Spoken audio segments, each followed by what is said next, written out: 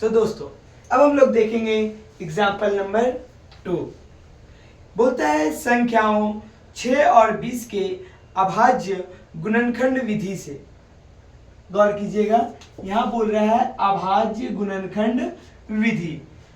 हम सभी को पता है अभाज्य गुणनखंड विधि जो है अभाज्य संख्या अभाज्य संख्या आप लोगों को सबको पता है, ये सिर्फ एक और खुद यानी कि स्वयं से विभाजित होता है। अभाज्य संख्या क्या है? सबसे छोटी अभाज्य संख्या की बात की जाए तो 2, 3, 5, 7, 11, 13, 17 ... ये आगे अनंत तक जाता जाएगा। अब हम लोग देखेंगे कि 6 और 20 का अभाज्य गुणनखंड विधि से HCF, क्या देखेंगे? HCF और LCM। अब सबसे पहले हम लोग निकालते हैं 6 का अभाज्य गुणनखंड। हल करेंगे, क्या करेंगे? 6 का अभाज्य गुणनखंड। जब 6 का अभाज्य गुणनखंड करेंगे तो 6 को सबसे पहले 2 से, सबसे छोटी अभाज्य संख्या 2 से डिवाइड करके देखेंगे कि ये डिवाइड होता है या नहीं। तो देखिए 3 बार में 6 पूरी तरह से कट जाता है और फिर 3 से लगाएंगे तो 1, यानी कि हमको 6 का अभाज्य गुणनखंड क्या मिल गया? 2 गुना 3।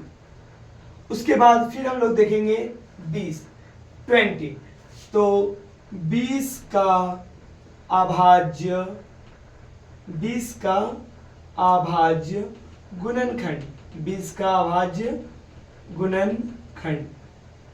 तो जब 20 का अभाज्य गुणनखंड निकालेंगे तो सबसे पहले 2 से लगाएंगे, 2 से 2 दें 20, फिर 2 से लगाएंगे, 2 5 10 और फिर 5 से लगाएंगे, 5 एकम 5, यानी कि 2 गुना 5, यानी 2 का पावर 1 और 1 2 का पावर 2 गुना 5।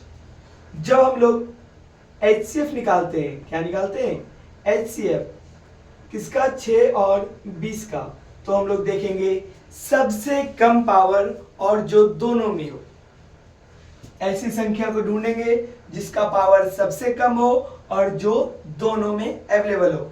तो देखिए हम लोग यहाँ देखते हैं 2 का पावर 1 और 2 का पावर 2। तो HCF के लिए हम लोग लेते हैं छोटा पावर यानी घात, छोटी घात को लेते हैं। तो क्या हो जाएगा? 2 का पावर 1 यानी कि 2। हमारा HCF निकल गया 2। अगर हम LCM की बात करें तो LCM में 6 और 20 का, इसमें हम लोग लेते हैं बड़ा पावर, इसी को घात या बड़ा घात लेते हैं, और जो नहीं होता है, जो दोनों में कॉमन नहीं होता है, उसको भी हम लोग LCM में ले लेते हैं। जैसे 2 का पावर 1 है, 2 का पावर 2 है, तो बड़ा कौन है? 2 का पावर 2, तो यहाँ लेंगे 2 का पावर 2 गुना, फिर क्या लेंगे? 3 गुना, उसके बाद यहाँ क्या है? 5, यानी कि 2 दूनी 4, 4 तिया 12 और 12 पचे 60। हमारा आंसर क्या हो जाएगा? 60। आशा करते हैं कि ये आप लोगों को समझ में आया होगा, और इसके लिए आप वीडियो को पुश करें और एक क्वेश्चन आप बना के दिखाएं कमेंट बॉक्स में, जो आपके होमवर्क के रूप में है।